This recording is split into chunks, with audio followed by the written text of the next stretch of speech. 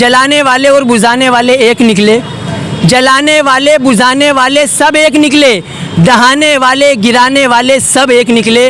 और हमारी माजी की ये इमारत हमें ये चीख चीख कर कह रही है कि बुराने वाले और गिराने वाले सब एक निकले। नहीं, कौन कहता है 6 दिसंबर को बाबरी मस्जिद जो शहीद की उसको भूल गए?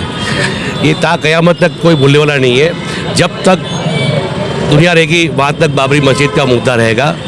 कि भारत देश के अंदर मुसलमानों पे जुल्म हो रहा है और जिस तरह से कहा है कि आज मुसलमान की बारी है, कल कोई और हो सकता है। तो मैं भारत देश के लोगों से भी कहना चाहूँगी कि बीजेपी और कांग्रेस को सिर्फ सत्ता से मतलब है। ये तमाम नाम निहात सेक्युलर पार्टियां थी जिसमें चाहे कांग्रेस हो कि चाहे बीजेपी हो कि तमाम लोगों ने मिलकर आज हमारे सीने के अंदर जो खंजर घोंप कर हमारे दिलों पर और हमारे सीने पर जो 6 दिसंबर लिखा है, ये आने वाले समय में कभी नहीं मिटेगा। और ये काला दिन और 6 दिसंबर हमारी नस्लों को भी ये तस्वीर हम बता कर जाएंगे। 6 दिसंबर के दिन बाबरी मस्जिद को जो शहीद किया गया है, उस दिन को लोग मानते हैं कि हम 6 दिसंबर को ही काला दिन मानते हैं, लेकिन मुसलमानों के लिए तो हर एक दिन काला दिन है। आदाब, अब तक समाचार में स्वागत है आपका। 6 दिसंबर 1992 का वो दिन जो है इतिहास के पन्नों में काले दिन की तरह जो है लिखा गया।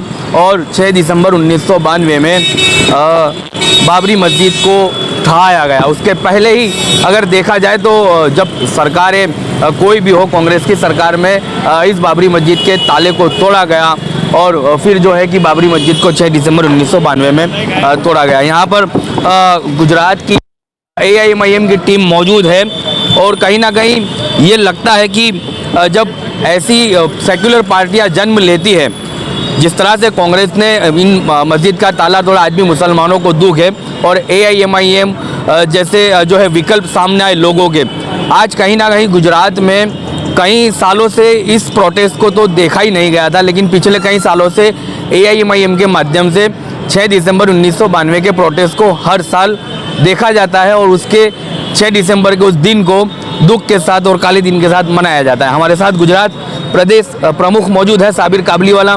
सर, कैसे देखते हो, लोग भूल गए थे 6 दिसंबर को बाबरी मस्जिद को, जब से AIMIM ने गुजरात में जो है स्थापित हुई है और जब से यहाँ पार्टी डेलीगेशन बना है, लोगों में ये यादों को ताज़ा रखने की कोशिश की जा रही है। हर साल आपका डेलीगेशन आता है और दुख जताता है 6 दिसंबर के रोज़।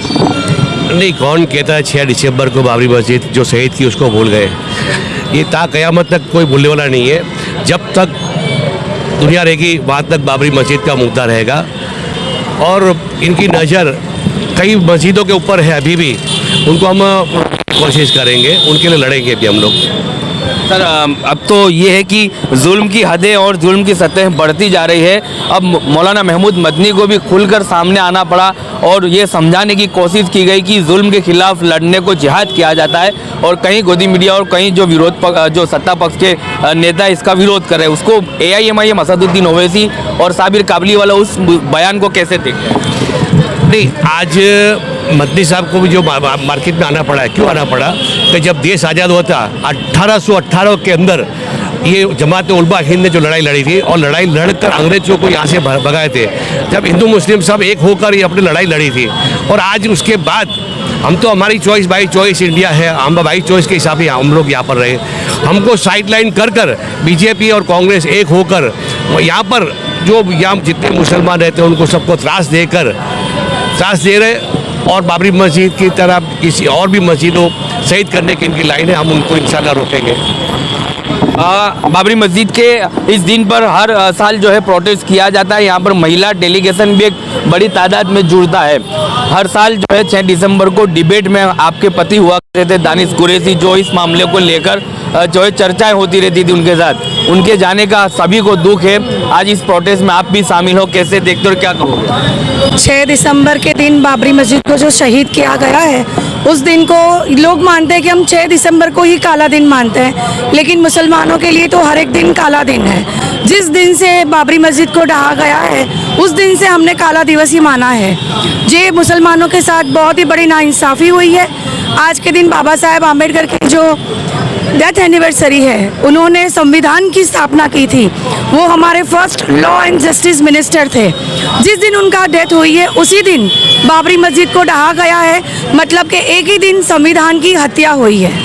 इसको हम बहुत ही गलत तरीके से हमारे साथ मुसलमानों के साथ हुआ है, जिसकी हम बहुत ही बड़े पैमाने पे हमको बहुत ही दुख हुआ है।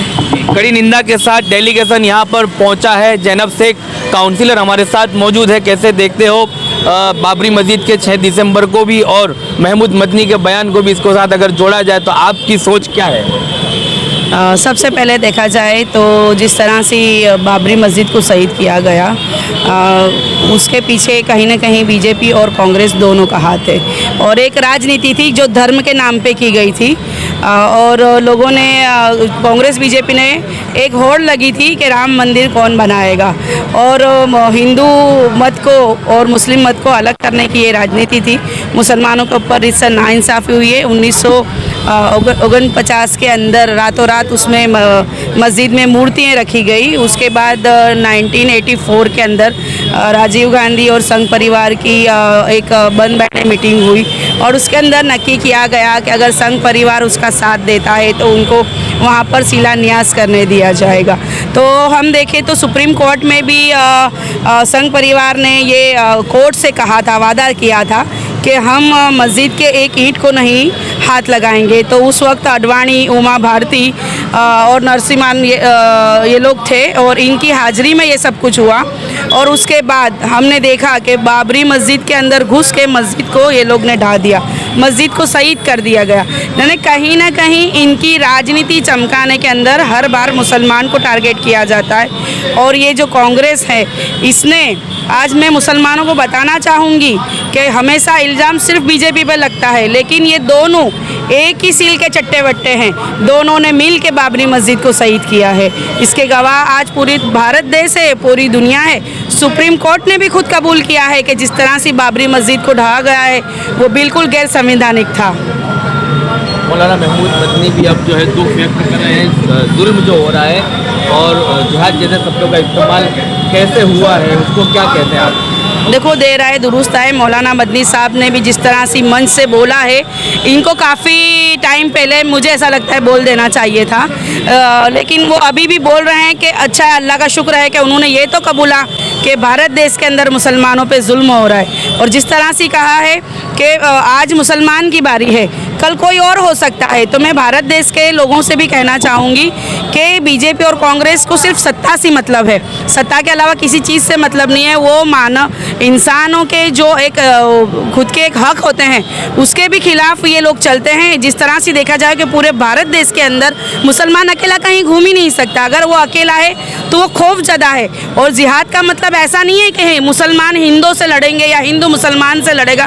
जिहाद का मतलब ये होता है कि हमारे अंदर जो जालिम है उससे लड़ना, और बाहर दुनिया में भी कोई अगर किसी पे जुल्म करता है तो उसकी आवाज़ बनना, उसके लिए लड़ना, उसको जिहाद कहते हैं। तो कहीं ना कहीं दबे, पिछले, कुचले मुसलमान, आदिवासी, दलित लोगों पे जो भारत देश में जुल्म हो रहा है, उसके लिए जो हक की बात करना और लड़ना, वो उसकी डेफिनेशन जिहाद गिना जाएगा। ये काउंसिलर जैनब शेख ने जिस तरह से बात की, प्रवक्ता हमारे साथ असलम मौजूद है। शेरो शायरी से ये जो है सरकार को लताड़ते हैं और अपना विरोध व्यक्त करते हैं। आज कैसे देखते हो 6 दिसंबर को हर साल तो जो है प्रोटेस्ट होता है, लोगों में ये ताजगी रहती है कि 6 दिसंबर को बाबरी मस्जिद शहीद हुई थी, मतलब आने वाली पीढ़ी को भी ये जो काला दिन है याद दिलाया जा रहा है। आप इसको कैसे देखते हैं, कितना दुख है? देखो, 6 दिसंबर 1992 में जो मस्जिद शहीद की गई थी वो एक तरह का प्रोपेगेंडा था। पूरी तरह से मुसलमानों को कहीं ना कहीं उनके एक मस्जिद जो है वो अल्लाह का घर होता है। हमारे लिए हमारे अल्लाह का पैगाम है। हम नमाज़ पढ़ने की जगह उस मस्जिद को ढहा दिया गया, वो दुख आज भी हमारे दिलों में है। और हम जो ये 6 दिसंबर जो काला दिन है, इसको हम ब्लैक डे के रूप में मनाते हैं, और इसीलिए मनाते हैं कि ये मैसेज और ये पैगाम हमारी आने वाली नस्लों को भी मालूम पड़े। भले आज लोग ये कहते हैं कि वहाँ मस्जिद नहीं है, लेकिन हम ता क़यामत तक कहेंगे वहाँ मस्जिद थी, मस्जिद है और मस्जिद रहेगी।